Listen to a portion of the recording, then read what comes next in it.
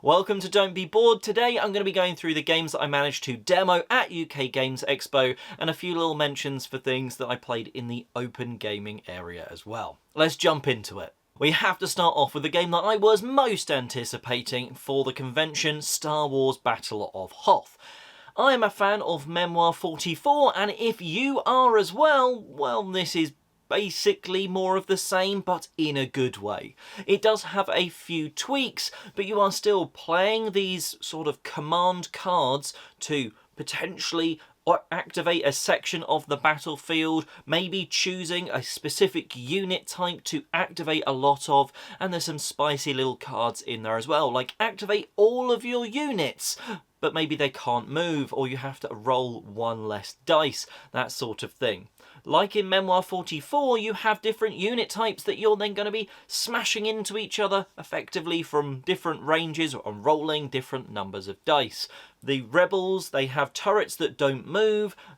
The Imperials, the good guys, the bad guys, whichever one you want to say they are, they have the AT-ATs, and, well, those pack some punch.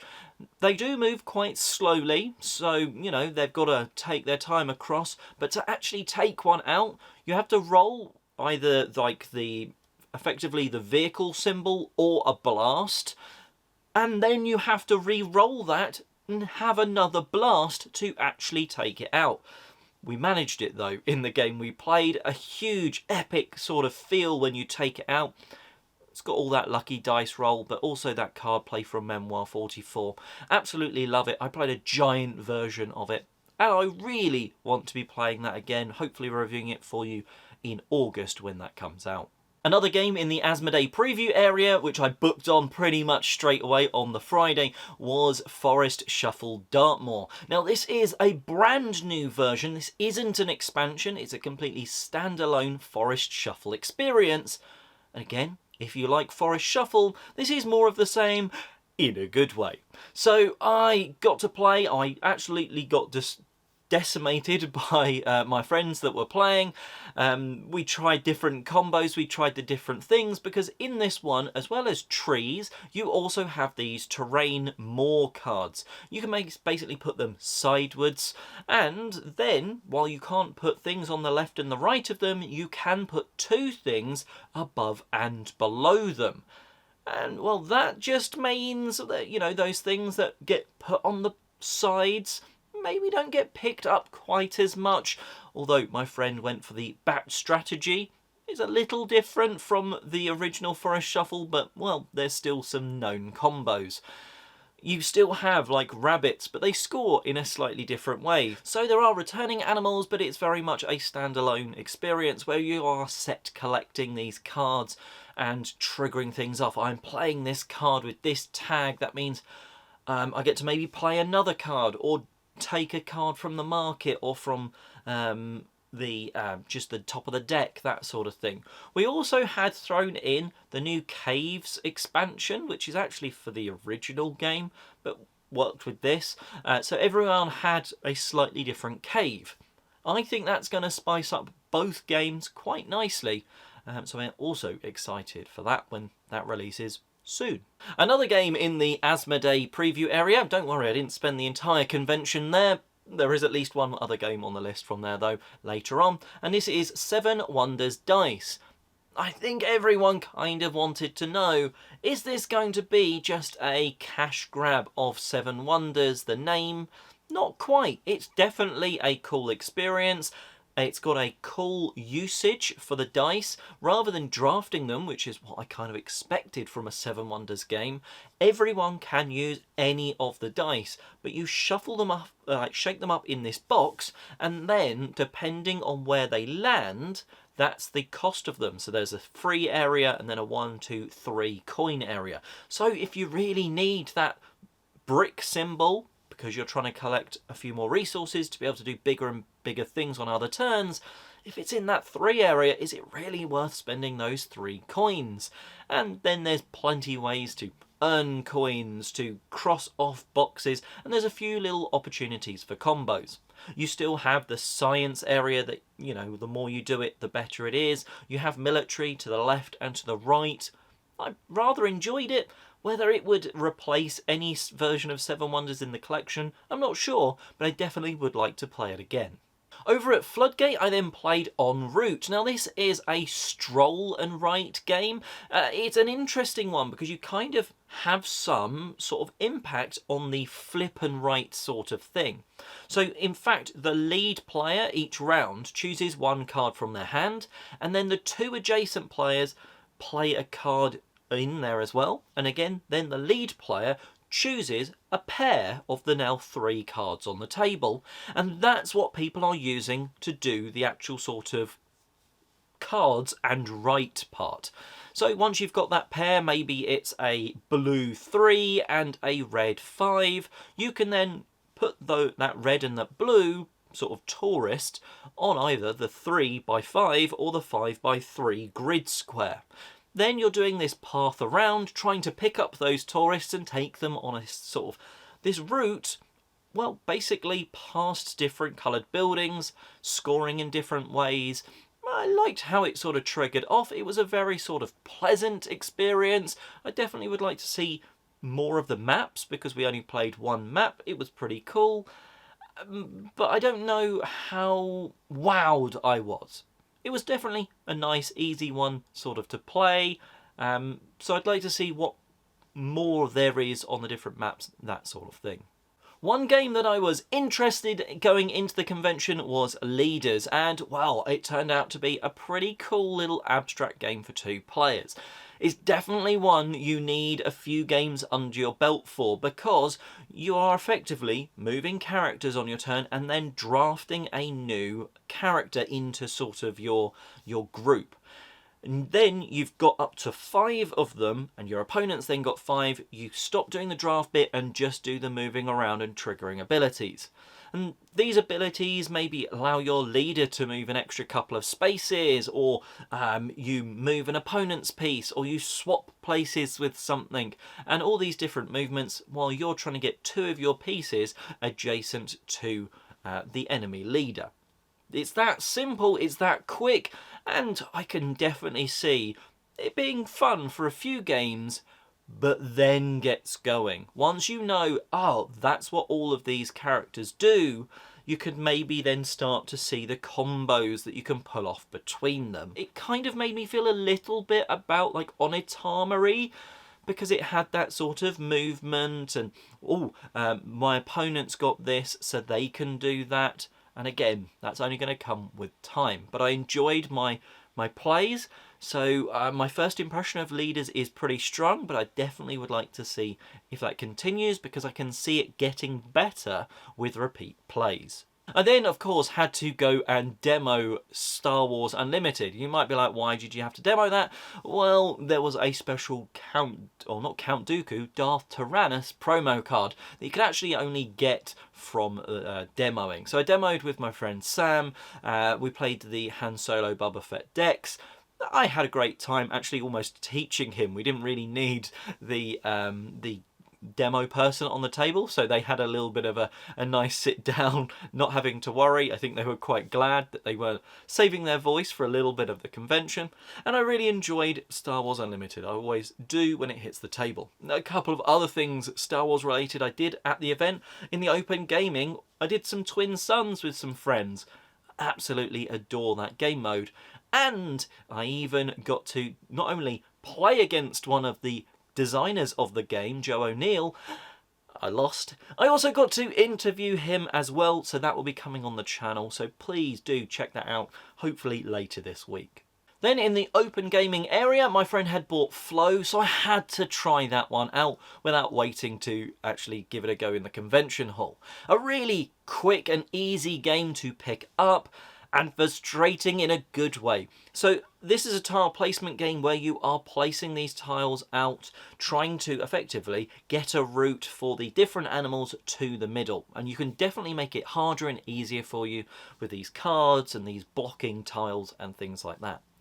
But the twist is you're doing this against a timer, and every minute the timer goes off, you have to roll these dice, and the black dice and the white dice tell you which black and white column / row, all of those tiles from that get deleted. that can be really harsh when, oh, we're so close, and then this wave effectively comes and flows all of these nicely placed tiles off the board. We did manage to win, but like I say, there are going to be ways to make it easier, make it harder, but I had a lot of fun with Flow. I definitely want to, I'd like to play that one again in the future. After the show finished, we stuck around in that open gaming area because while the convention hall shuts at like 6, the open gaming area is actually open till midnight, and well, we had like an 8 o'clock dinner reservation. So we stuck around and played a game of 10B. This, if you don't know, is a game all about building up the Tenby sort of street, which is a seaside village in Wales. And well, it looks stunning as you're building out this these different streets, and you're getting like these piers down, you're getting these buildings down with some really punny names, and they've all got great scoring conditions. So like this building might be like, right, on the buildings or the cards next to me, are there any seagulls? And that's going to score some points. Another one might be looking for benches anywhere in that street, or maybe 2 to the left and 2 to the right. You're going to get objective cards where it's like per street that has 3 or more bins, you get this many points if it's not finished. But if you finish a street off by having a definitive end points, well, it gets you more points if you've done that objective. I definitely like it. It's got a King Domino-like system to take turns, and I got a review copy. It's actually the one we played in the open gaming area, so I'll be playing that more and reviewing it for you on the channel. So subscribe for that. The next morning, the game that we headed for was Sniper Elite. Now, I know it's not a brand new title, but it is sort of being game founded now with a brand new expansion. I wanted to see what the game was all about. So we actually managed to get there and play just the standard game, which is being reprinted very shortly, and had an absolute blast. Now, I am a big fan of hidden movement games, and well, this is a fantastic feeling hidden movement game. I wasn't the sniper, and normally in hidden movement games there is sometimes the thing of the person that's doing the hidden movement get a bit more of a fun turn. But no, we really enjoyed. There was 3 of us, so there was 2 of us playing as the Nazi side, 1 player playing as the sniper. Well, we really enjoyed the penning in aspect, and it was super close. The sniper did manage to get to the 2 objectives by playing a couple of their special cards absolutely perfectly, but we had managed to pen them in. We've found them multiple times. We even managed to get their health down to 1. It starts at 2, so it's either they do 2 objectives or you hit them twice. Really very much enjoyed it. I definitely want to play it again as you're sneaking around the board or trying to work out where they're sneaking around the board. Absolute blast that was playing that.